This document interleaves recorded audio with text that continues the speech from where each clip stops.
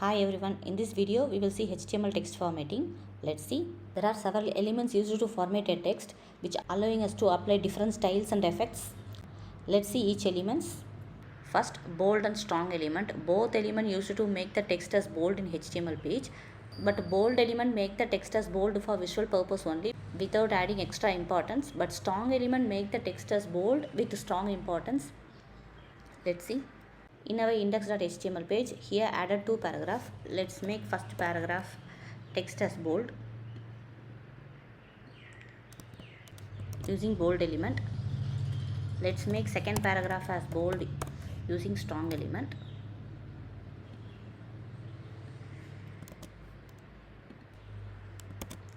Let's save this file and refresh this page.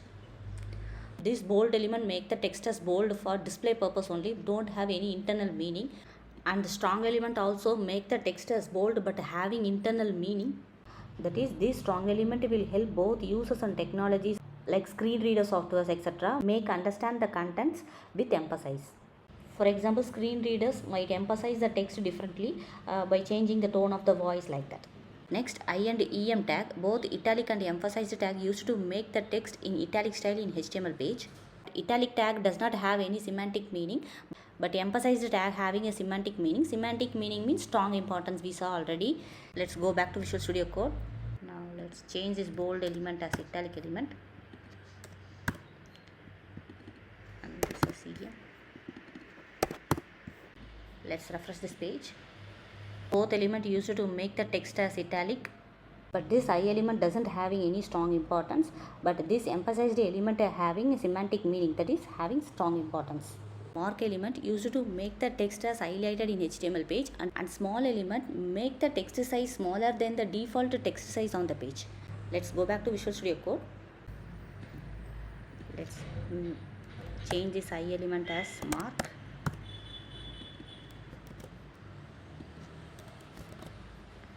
Then let's change this EM element as small. Let's save this file. Let's refresh this page. See, this text is highlighted and this text size, that is font size, is reduced. And also note this font size is smaller than when compared to the default font size of the page. Next, delete and strike elements. Both elements used to strike a line through text. The striken text indicates that the content was deleted, that is removed from the website. Mostly these elements used in document revisions websites. But this element having semantic meaning, this doesn't having a semantic meaning. The strike element only for visual purpose. Let's move back to Visual Studio Code.